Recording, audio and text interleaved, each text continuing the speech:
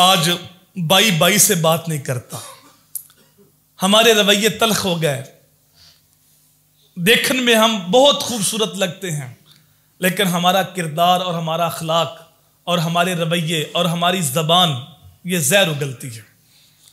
چغلی، غیبت، بہتان تراشی، نفرتوں کے بیج ہم نے بوئے ہوئے ہیں اور نفرتوں کی دیواریں ہم نے کھڑی کی ہوئی ہیں، اور ساری زندگی کسی کے ساتھ ہم کلام نہیں کرتے، بھائی کے ساتھ نہیں بولتے، چاچو کے ساتھ بات نہیں کرتے، جبکہ میرے حضور نے فرمایا جو بڑا بھائی ہے وہ باپ کی جگہ پہ ہے۔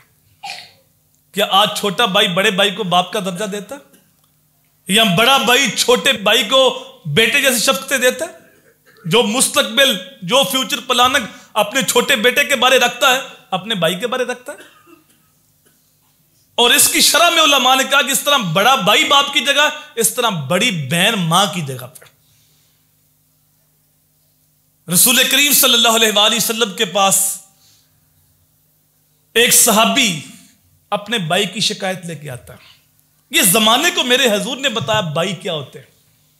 یا رسول اللہ، یہ بھائی آپ کے پاس بیٹھا رہتا ہے، دین سیکھتا ہے اور کماتا میں ہوں، کھاتے ہم سارے اکٹھے ہیں، اخراجات مشترکہ ہیں، میں چاہتا ہوں یہ بھی کمائے۔ میرے حضور نے فرمایا ہو سکتا ہے اللہ اس کے صدقے تمہیں رزق دے رہا۔ تو رسول کریم نے کیسا زمانے کو جوڑنے والی باتیں کی۔ ہم نے مقدس رشتے چھوڑ دی یار، کوئی خالہ سے بات نہیں کرتا، کوئی چاچو سے بات نہیں کرتا۔ حضور نے فرمایا چچا باپ کی جگہ پہ، خالہ حضور نے فرمایا ماں کی جگہ پہ۔ ایک صحابی آئے، آقا مجھ سے فلاں گناہ ہو گیا۔ حضور نے گناہ کی تفصیل پوچھی تو فرمایا تیری والدہ ہے؟ آقا نہیں، فوت ہو گئی۔ خالہ ہے؟ جی آقا ہے۔